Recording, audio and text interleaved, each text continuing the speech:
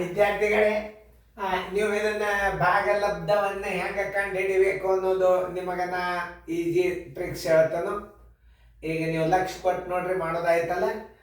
ಇದಕ್ಕೆ ವೇಗವಾಗಿ ಹೆಂಗೆ ಗಣಿತ ಮಾಡಬೇಕು ಅನ್ನೋದನ್ನು ತೋರಿಸ್ತದ, ಮತ್ತು ನಿಮಗೆ ರೀತಿ ಪ್ರಕಾರ ಗಣಿತ ತೋರಿಸ್ತದ. ನೋಡ್ರಿ, ಇಲ್ಲಿ ಇನ್ನೊಂದು ಗಣಿತ ಹೆಂಗದ ಅಂತಂದ್ರೆ ನಿಮಗೆ ತಿಳಿದ ಮಟ್ಟಿಗೆ ನೀವು ಹೆಂಗೆ ಅರ್ಥ ಮಾಡ್ತೀರಿ ಅನ್ನೋದು ನಿಮಗೆ ಬಿಟ್ಕೊಟ್ಟದ್ದು. ಇಲ್ಲಿ 0.45 ಇದು ಏನಿದು, ಇದು ಭಾಜ್ಯ, ಇದೇನು ಭಾಜಕ. ಎಷ್ಟದ? 9 ಅದ. ಇಲ್ಲಿ 9 ಭಾಜಕ ಅದ. ಅವಾಗ ಏನು ಮಾಡ್ಬೇಕಪ್ಪ ಅಂದ್ರೆ ಈ 9 ಭಾಜಕ ಅದ ಅಂತಂತಂದ್ರೆ ಇದರ ಸ್ಥಾನ ಬೆಲೆ ಕೊಡ್ಬೇಕು ನೀವು. ಇದಕ್ಕೆ ಎಷ್ಟು? ಬಿಂದುದ ಮುಂದೆ 2 ಸ್ಥಾನ ಅದಂದ್ರೆ 100 ಕೊಡ್ರಿ. ನೋಡ್ರಿ, 9 1 9 5 ಬರೋಬ್ಬರಿ 5 ಇಡ್ರಿ. ಬರೋಬ್ಬರ 5 ಇಡ್ರಿ. 5 ಇಟ್ಟು ತಳಗೆ 100 ಇಡ್ರಿ. ಇದು ಉತ್ತರ ಎದರಾಗದ? ದಶಮಾಂಶದಾಗದ. ನೀವು 2 0 ಅಂದ್ರೆ 2 ಸ್ಥಾನ ಬಿಟ್ಟು ಉತ್ತರ ಕೊಟ್ಟು ಬಿಡಬೇಕು. 0.05 ಉತ್ತರ ಸಂಖ್ಯೆ ಡಿ. ಇನ್ನು ಬಾಯಿಲೆ ಹೆಂಗೆ ಹಾಕೋದು ತೋರಿಸ್ತಾನೆ ನಾನು. ಅದು ಭಾಳ ಇಂಪಾರ್ಟೆಂಟ್. ಈಗ ನೋಡ್ರಿ, ಇದು ಭಾಜ್ಯದಾಗ ದಶಮಾಂಶದ, ಭಾಜಕದಾಗ ಏನು ಪೂರ್ಣ ಸಂಖ್ಯೆ ಅದ. ಅಂದ್ರೆ 2 ಸ್ಥಾನ ಇದ್ದದ್ದು ಯಾವ್ದು ಇರ್ತದ? ಭಾಗಲಬ್ಧ 5 ಬರ್ತದ. 9 5 45 ಅಂತೂ ಭಾಗಲಬ್ಧ ಆಯ್ತು. ಸರಿಯಾಗಿ ತಿಳ್ಕೊರಿ ನೀವು. ಇದು ಭಾಜ್ಯ, ಇದು ಭಾಜಕ. ಒಂದು ಉದಾಹರಣೆ ಇನ್ನೊಂದ್ಸಲ ತೋರಿಸ್ತೀನಿ.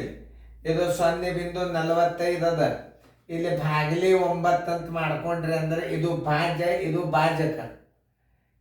ಇಲ್ಲಿ ಬಿಂದುದ ಮುಂದೆ ಇದು ಭಾಜ್ಯದೊಳಗೆ ದಶಮಾಂಶ ಇತ್ತು ಅಂತಂದ್ರೆ ಇದರ ಭಾಗಲಬ್ಧ 5 ಅದ. ಅಂದ್ರೆ 5 2 ಸ್ಥಾನದ ದಶಮಾಂಶ ಆಗಬೇಕಾಗ್ತದೆ. ಇಲ್ಲಿ 2 ಸ್ಥಾನ ಅದ. ಅಂದ್ರೆ 2 ಸ್ಥಾನ ಇದ್ದದ್ದು ಯಾವ್ದದ ಹುಡುಕ್ಯಾಡ್ರಿ. ಇದ್ರಾಗ 9 5 45 ಅಂತೂ ಬಂತ.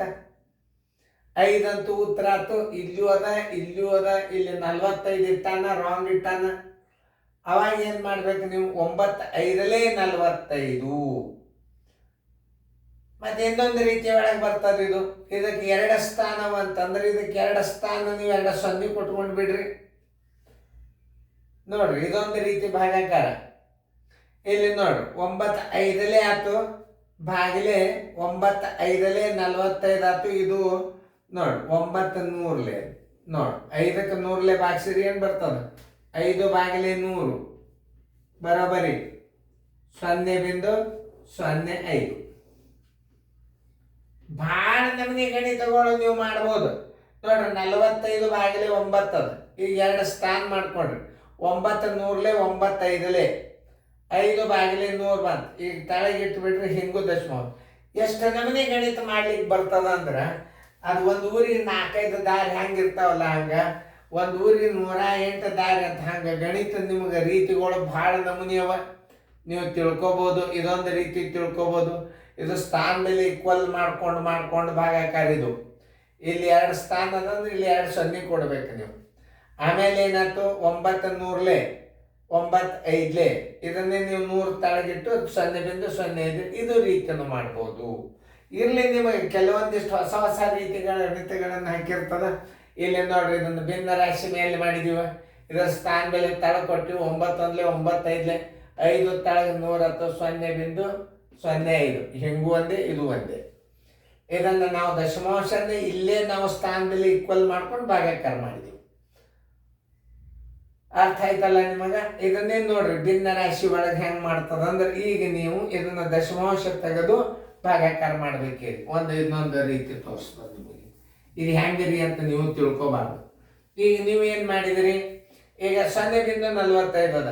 ಇದು 2 ಸ್ಥಾನ ಅದ ಅಂದ್ರೆ ನೀವು ಏನು ಮಾಡಿದ್ರಿ? ಇದಕ್ಕೆ 2 0 ಕೊಟ್ಕೊಂಡು 2 ಸ್ಥಾನ ಈಕ್ವಲ್ ಅದು.